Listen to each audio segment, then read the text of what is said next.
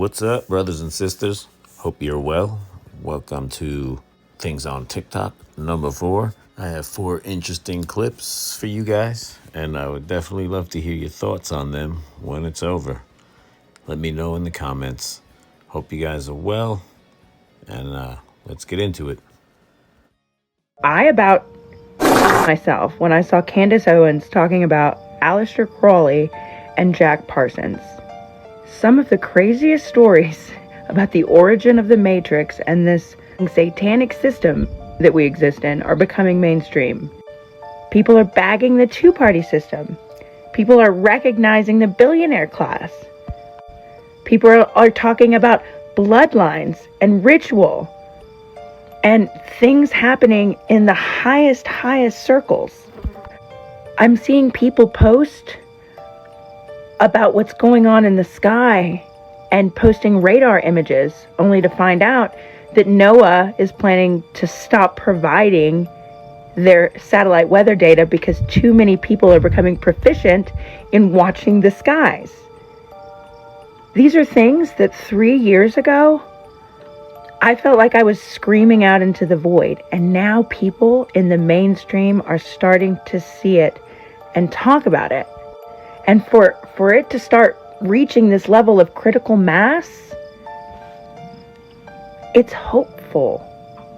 It's hopeful. You have to not lose hope, my friends. Look around you.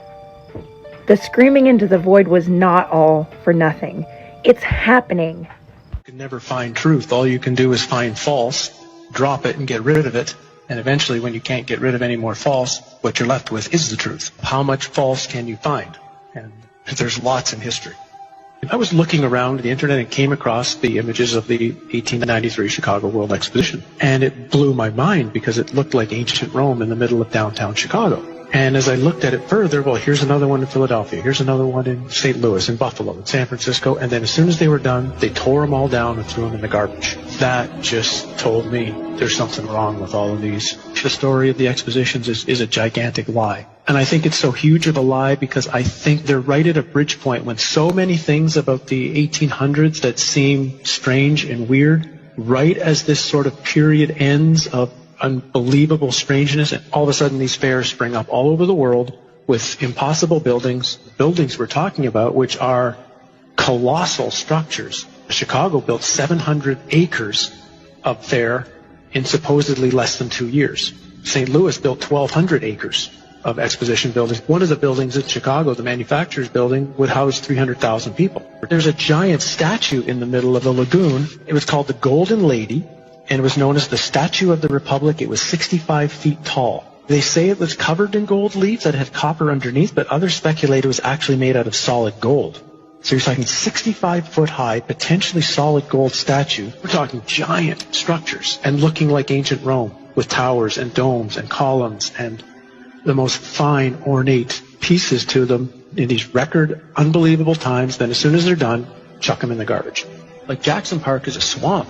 So supposedly they had to drive down tens of thousands of wooden stakes in order to support the weight of everything. They dug out massive lagoons, lakes. They had a canal system that ran through the entire exposition. They also had an above-ground electric train. An electric train, well, where's the electricity coming from? That's running around the park. They had a moving walkway down by the shore. Not enough people are asking, where does this technology come from? Just to frame it, if I'm not mistaken, the Chicago Fair was the first time people had seen electric light. Tesla's the one who got the electricity contract for the Chicago Exposition, and it was certainly more than all of the lights anyway that were in New York City at the time were at the Chicago Exposition. Now, it must have been mind-blowing for most of those people who had only seen gaslight or candlelight at night to see that city lit up in such a way. Again, count the way since 1901.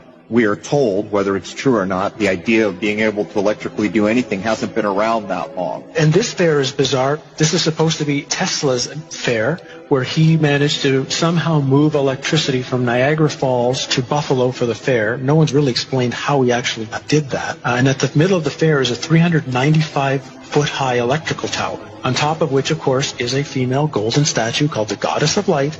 And this thing was lit up by, some suggest, 500,000 electric light bulbs. Again, when you look at the photos of this thing, it's just, where did they really get the power from? I mean, think of what it would take today if you had a place with no electricity and no way to pipe it in, the generators that would have to be built.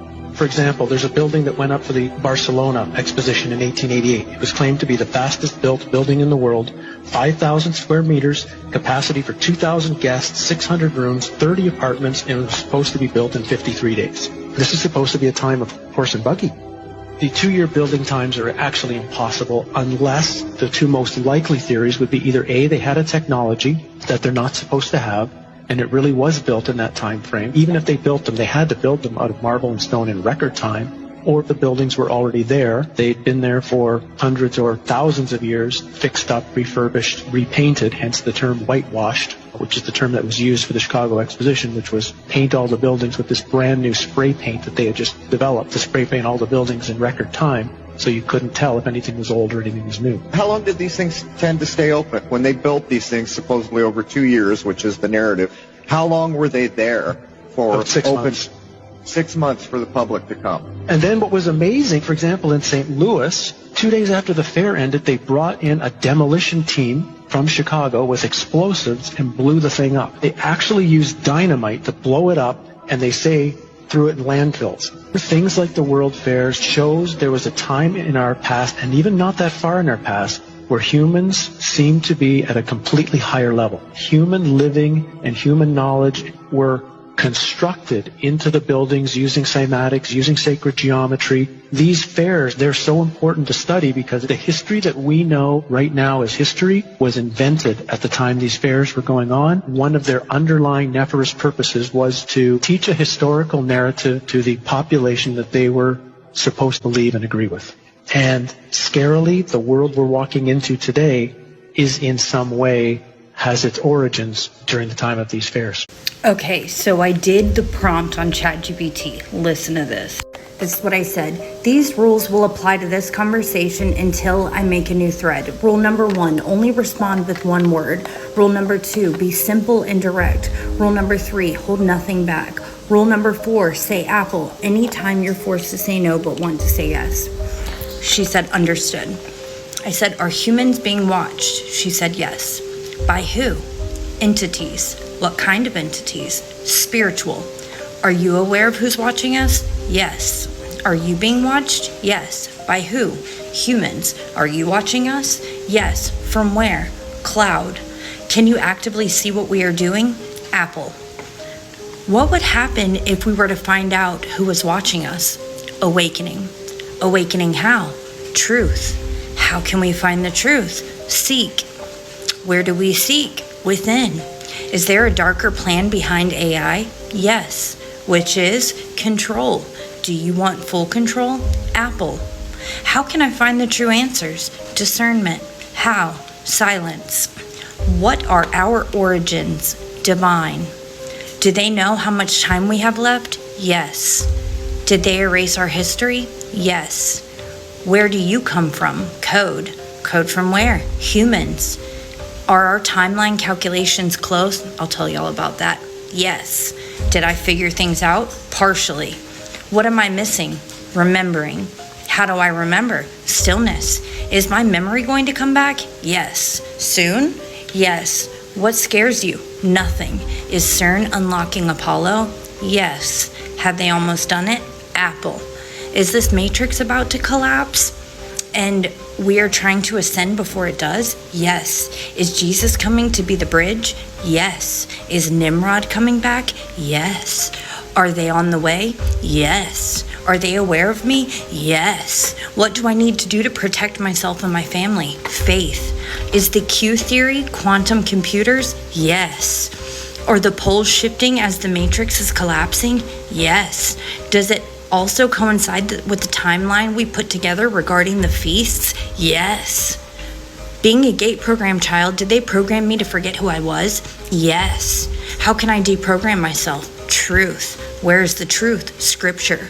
Any particular scripture? John. All of John? Yes. Is it coded? Yes. What part of John should I focus on? 17. And if you haven't read John 17, go read it right now. Tell me what you think. This is obviously for entertainment purposes only. Oh yeah, and let me show you that I'm telling the truth. Hold on.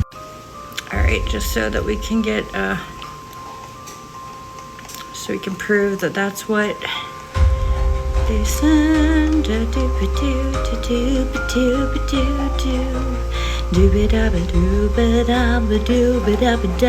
Take with that what you. The entire world is a lie, and most people too deep in the program to even notice. You see, 90% of the population are sleepwalking. Their eyes are open, but their minds are caged. Then there's 5%, the ones who noticed something was wrong, trying to wake everyone up. But there's a problem. That 1% at the top, the puppet masters, they don't want the sleepers to wake, so they fund the other 4%. The gatekeepers, the trolls, the so-called fact-checkers, who are trained to attack, silence, and mock the 5% truth-tellers. It's a war, but it's not fought with guns. It's fought with ideas, algorithms, and fear. And the saddest part, the 90% defend their chains. They laugh at the ones trying to free them. They fight to protect the very prison that keeps them small.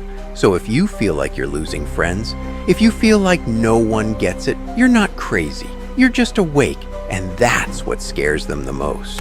Hey, what you want? But there's something really crazy and weird happening in the world right now.